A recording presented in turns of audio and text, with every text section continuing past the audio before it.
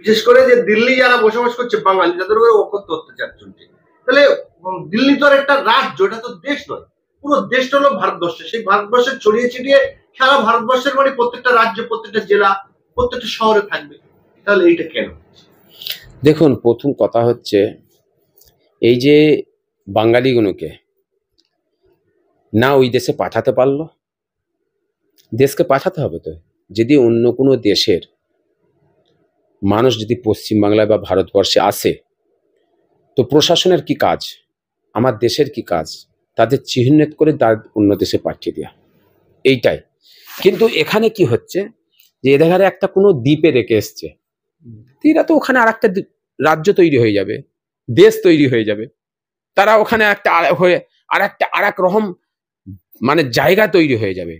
এইটা দরকার, বিশেষ করে দরকার যে আমার দেশের একটা আইনকে সুন্দর তৈরি করে যদি অন্য দেশের পাঠাতে হয়, সেই দেশের সাথে মানে আলোচনা মাধ্যমে এই কাজগুলো করতে হবে। এইটা মানুষকে কষ্ট দেওয়া, মানুষের উপরে অত্যাচার করা, এইটা হচ্ছে একটা রাজনীতি ফয়দা নেবার জন্য এগুলো করছে অ্যাকচুয়ালি। বিশেষ করে আমাদের দেশে যে বাঙালিরা আছে না, মানে নিচের দিকে যেসব বাঙালি নদীর ধারে, তাদের কারো ঘর ডুবে গেছে, বাড়ি ডুবে গেছে, তাদের ডকুমেন্টসে গোলমাল হয়ে গেছে, তারা ডকুমেন্টসগুলো ঠিকভাবে তৈরি করে না, অনেক আছে ডকুমেন্টস করতে পারে না, তারা মানে শ্রমিক টাইপ মানুষ, তারা বিভিন্ন জায়গায় দেশে কাজ করে খায়, তারা ডকুমেন্টসগুলো ঠিক মতন প্রশাসনের কাছে দিতে পারছে না। না দিবার পরিপ্রেক্ষিতে এদের ঘাড়ে বাংলাদেশি বলে এদের ঘাড়ে বিভিন্ন রকম তকমা দিয়ে বিভিন্ন রকমভাবে কষ্ট দেওয়া হচ্ছে। তাদের কোনো ডকুমেন্টস তাদের কাছে আসছে না, বাংলাদেশেরও কোনো ডকুমেন্টস আসছে না, কোথাকারের মানুষ। সমস্যা এইটা হয়ে গেছে, হয়ে এইটাকে একটা এই বললাম না কিছুদিন আগে করেছে, এইভাবে করছে। তো এটা আমার বিশেষ করে বাংলাদেশে আমাদের বাঙালিদের করলে আমাদের রাজ্যের মুখ্যমন্ত্রীকে আমি অনুরোধ করব, তিনি আমাদের অভিভাবিকা, তাকে অনুরোধ করব আমাদের বিশেষ করে বাঙালিগুলোর দিকে লক্ষ্য করা বা তাদের চিহ্নিত করা, তাদের জায়গায় ঠিকমতো পৌঁছে দেওয়া এবং আমার রাজ্য থেকে একটা বার্তা দেওয়া, একটা স্টেপ নেওয়া দরকার অন্য রাজ্যের সঙ্গে মুখ্যমন্ত্রীর সঙ্গে আলোচনা ভিত্তিক, এইটাকে একটা স্টেপ নেওয়া আমি বলো দরকার। কেন্দ্র সরকার একটা নিয়ম জারি, নির্দেশ জারি করেছে যে প্রত্যেকটি রাজ্যে যারা অবৈধ অনুপ্রবেশকারী, সে হিন্দু হতে পারে, মুসলমান হতে পারে, তাদেরকে চিহ্নিত করতে হবে। চিহ্নিত করে বড় বড় বিল্ডিং ভাড়া করছে বর্তমান, সেইগুলোকে ডিটেনশন ক্যাম্পে পরিণত করছে 1 মাসের মধ্যে। 1 মাসের মধ্যে কিন্তু প্রত্যেকটা রাজ্যকে এই নির্দেশ দিয়েছে। কিন্তু কেন্দ্র সরকার বলছে যে হিন্দু মুসলমান, হোয়াট ইজ হিন্দু মুসলমান, সবাই যত অনুপ্রবেশকারী সবাইকে চিহ্নিত করবে। কি বলবেন এটা সময়ে বুঝতে পারবে। এখন কিছু গদি মিডিয়া আছে, গদি আছে, এখন কিছু অন্ধভক্ত আছে, তারা এরকমই বলবে, তারা অন্য কিছু দেখে না। এইটাই হচ্ছে চলছে। হাই আপনার হিন্দু মুসলিম ছাড়া আদার্স কিচ্ছু নেই, অনুপ্রবেশ হিন্দু মুসলিম। আপনি দেখুন আজ বছরকে বছর হয়ে গেল, কোনো মিডিয়াতে কোনো জায়গায় দেখেছেন গ্যাসের দাম বেড়ে গেছে, গ্যাস নিয়ে মানুষ রাস্তায় নেমেছে, আপনার পেট্রোলের দাম বেড়ে গেছে, ডিজেলের দাম বেড়ে গেছে, রাস্তায় নেমে গেছে, মানুষের চাকরি নেই, মানুষ মানে আপনার খেতে পাচ্ছে না, হ্যাঁ আপনার বিভিন্ন রকম ট্রেনের ভাড়া বেড়ে গেছে, গাড়ির ভাড়া বেড়ে গেছে, মানুষের মানে অর্থনৈতিক জামা কাপড় খাবার দোকান কিভাবে বেড়ে গেছে, কোনো মানুষকে নামতে দেখেছেন? কেউ নামছে না, কেন? মানুষের মুডটাকে ঘুরিয়ে রেখেছে।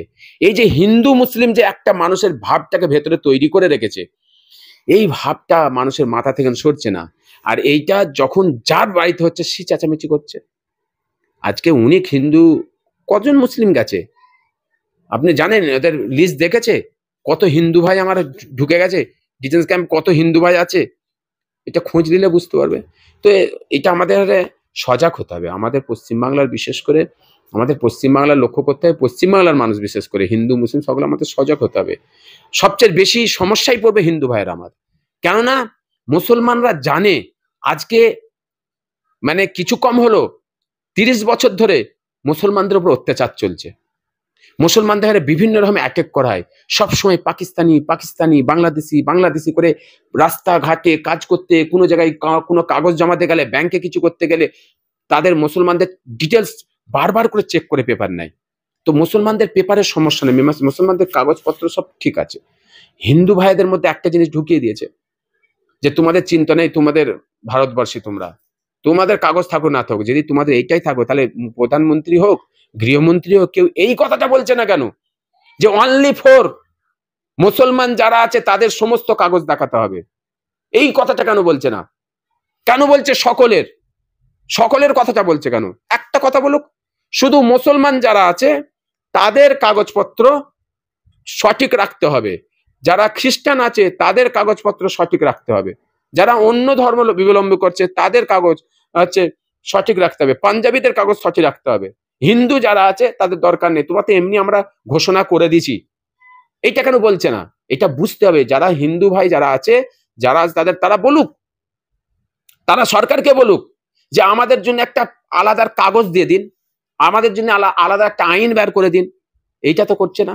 এটা বুঝতে হবে। আমি বারবার হিন্দু ভাইদের বলছি, সকল বলে, আপনারা বুঝার চেষ্টা করুন, আপনারা যে এই জিনিসটা বোঝার চেষ্টা করুন যে এটা একটা ইস্যু, এটা হচ্ছে সাধারণ মানুষকে হ্যারেস করার ছাড়া অন্য কিছু নাই। এর জন্য আমাদের সকলকে ঐক্য হতে হবে, ঐক্য হয়ে আমার দেশের শান্তিকে আনতে হবে। বুঝতে পারছো? 26% মুসলমান, সেই মুসলমানকে টাইট দেওয়ার জন্য 54 টাকার পেট্রোল, 105 টাকা, 450 টাকার গ্যাস, প্রায় 1000-এর উপরে। তাছাড়াও পেট্রোল, কেরোসিন, ডিজেল সব 100 টাকায় চলছে। তাহলে তো এই যে বর্তমান সরকার এই মুসলমানদের টাইটের দিকে হিন্দুদের তো ঠকাচ্ছে। 26% মুসলমান আর 74% ধরো আদার্স অন্য সম্প্রদায়ের মানুষ রয়েছে। তারা যারা হিন্দু সম্প্রদায়ের মানুষ, তারা কি পেট্রোল পাম্পে গিয়ে জয় শ্রীরাম বললে তাদের কি পেট্রোল কি কম নেওয়া হচ্ছে না? তাহলে তো হিন্দুদেরকে বেশি ঠকানো হচ্ছে। 26% মুসলমান ঠকছে, কিন্তু 74% তো অন্য সম্প্রদায়ের মানুষ ঠকছে। কি বলবেন এই বলছেন? দেখুন, আমি তো আপনাকে এর আগেই বললাম না যে আজকে আপনি দেখুন যে আমার দেশে ইস্যু তৈরি হচ্ছে, হিন্দু মুসলিম ছাড়া আদার্স কোনো ইস্যু নেই এখানে। আপনি দেখুন না, প্রত্যেক দিন হিন্দু মুসলিম পাকিস্তান বাংলাদেশ, হিন্দু মুসলিম পাকিস্তান বাংলাদেশ, আদার্স আর কিচ্ছু দেখতে পাচ্ছেন না, পাবেন না। এই বিষয়গুলোকে আমাদের বুঝতে হবে, হিন্দু সমাজকে বুঝতে হবে, আমাদের ভারতবাসী সকলকে বুঝতে হবে যে আমরা জয় শ্রীরাম বলে, জয় শ্রীরাম হচ্ছে হিন্দু সমাজের একটা পবিত্র ভগবানের নাম। এই জয় শ্রীরামকে ব্যবহার করছে এরা রাজনীতিতে। এগুলো বুঝবে না, এগুলো বুঝতে হবে। এইটাকে বাদ দিয়ে আদার্স করুন না। জয় শ্রীরাম তো নিশ্চয়ই বলবে, জয় শ্রীরামের জায়গায় তারা জয় শ্রীরাম বলবে। যে একটা মুসলিমকে কতল করে তাকে মারতে মারতে জয় শ্রীরাম বলছে, কি শ্রীরাম কি খুশি হবে এতে? শ্রীরাম কি দুনিয়াতে যত মানুষকে পাঠিয়েছে কি তৈরি করে পাঠিয়েছে নাকি এটা হিন্দু এটা মুসলিম? তানার চোখে কি হিন্দু মুসলিম আছে? তানার চোখে আছে মানুষ। তিনি মানুষ করে পাঠিয়েছেন।